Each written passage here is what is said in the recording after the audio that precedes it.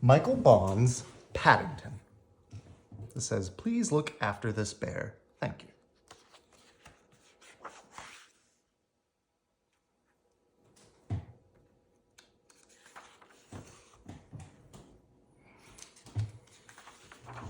Oh, illustrated by R.W. Allen. Mr. and Mrs. Brown first met Paddington on a railway platform. In fact, that was how he came to have such an unusual name for a bear, because Paddington was named of the station. The Browns were waiting to meet their daughter, Judy, and when Mr. Brown noticed something small and furry near the left luggage office. "It looks like a bear," he said.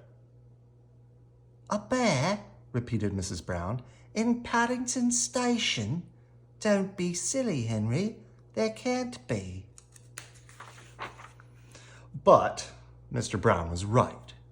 It was sitting on an old leather suitcase marked "Wanted" on voyage. And as they drew near, it stood up and politely raised its hat. "Good afternoon," it said. "May I help you?" "It's very kind of you," said Mr. Brown, "but as a matter of fact, we were wondering if we could help you." "You're a very small bear," said Mrs. Brown. "Where are you from?" The bear looked around carefully before replying. Darkest Peru. I'm not really supposed to be here at all. I'm a stowaway." "Well, you don't mean to say you've come all the way from South America on your own?" exclaimed Mrs. Brown. "Whatever did you do for food?" Unlocking the suitcase, the bear took out an almost empty glass jar. "I ate marmalade," it said. "Bears like marmalade." Mrs. Brown looked at the label around the bear's neck. It said, quite simply, please look after this bear. Thank you. "Oh, Henry," she cried, "we can't leave him here all day by himself. There's no knowing what might happen to him. Can't he come home and stay with us?" "Stay with us?" repeated Mr. Brown nervously. He looked down at the bear. "Would you like that?" he asked. "That is," he added hastily, "if you have nothing else planned." "Oh, yes," replied the bear. "I would like that very much. I've nowhere to go, and everyone seems in such a hurry." "That settles it." "Oh, "That settles it," said Mrs. Brown. "Now you must be thirsty after your journey. Mr. Brown, can you get some tea while I go and meet our daughter Judy?"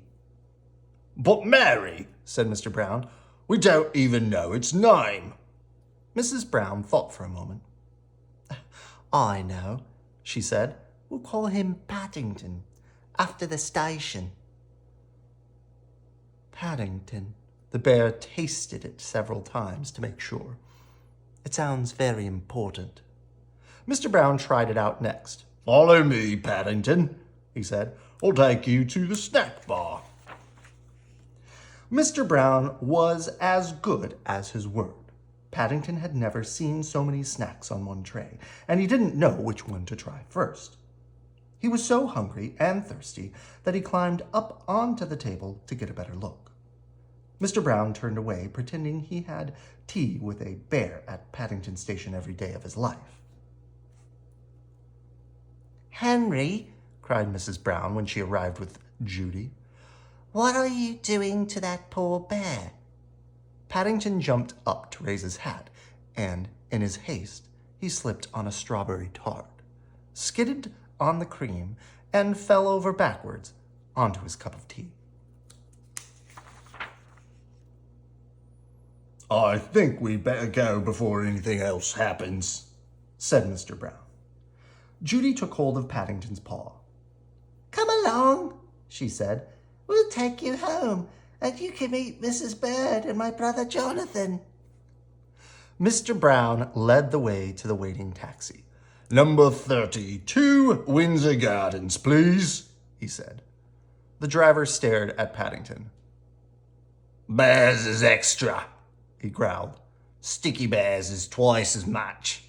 And make sure none of it comes off in my interior. It was clean when I set out this morning. The sun was shining as they drove out of the station, and there were cars and big red buses everywhere. Paddington waved to some people waiting at the bus stop, and several of them waved back. It was all very friendly. Paddington tapped the taxi driver on his shoulder. It isn't a bit like the darkest Peru, he announced. The man jumped at the sound of Paddington's voice. Cream, he said bitterly. Cream and jam all over my coat. He slid the window behind him shut. Oh dear, Henry, murmured Mrs. Brown. I wonder if we're doing the right thing. Fortunately, before anyone had time to answer, they arrived at Windsor Gardens, and Judy helped Paddington onto the pavement. Now you're going to meet Mrs. Bird, she said. She looks after us. She's a bit fierce at times, but she doesn't really mean it. I'm sure you'll like her. Paddington felt his knees begin to wobble. I'm sure I shall, if you say so, he replied. The thing is, will she like me? Goodness gracious, exclaimed Mrs. Bird. What have you got here? It's not a what, said Judy. It's a bear called Paddington, and he's coming to stay with us. A bear, said Mrs. Bird, as Paddington raised his hat. Well, he has good manners. I'll say that for him. I'm afraid I stepped on a jam tart by mistake, said Paddington. Oh, I can see that, said Mrs. Bird. You'd better have a bath before you're very much older. Judy can turn it on for you. I dare say you'll be wearing some marmalade, too. Wanting some marmalade, too. Sorry. I think she likes you, whispered Judy. Paddington had never been in a bathroom before, and while the water was running, he made himself at home. First of all, he tried writing his new name on the steam on the mirror. Then he used Mr. Brown's shaving cream to draw a map of Peru on the floor. It wasn't until a drip landed on his head that he remembered what he was supposed to be doing. He soon discovered that getting into a bath is one thing, but it's quite another matter getting out again, especially when it's full of soapy water. Paddington tried calling out, Help! At first in a quiet voice, so as not to disturb anyone, and then very loudly, Help! Help!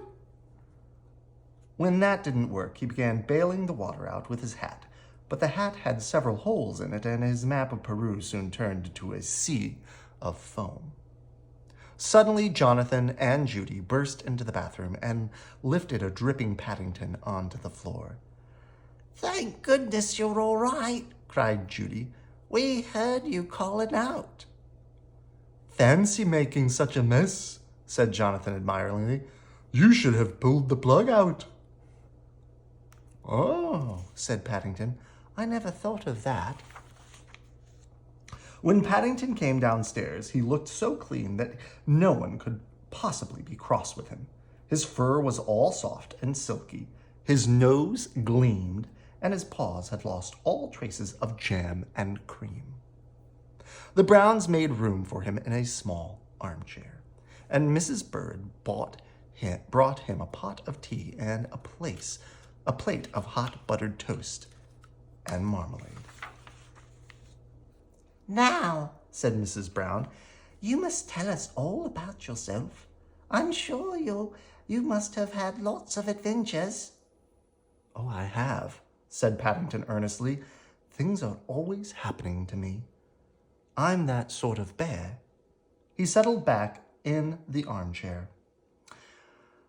I was brought up by my Aunt Lucy in the darkest Peru, he began, but she had to go into a home for retired bears in Lima.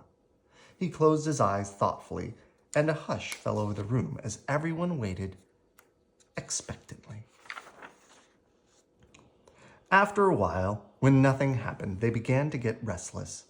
Mr. Brown tried coughing, and then he reached across and poked Paddington. Well, I never, He said, I do believe he's fast asleep. After all that's happened to him, said Mrs. Brown, is it any wonder?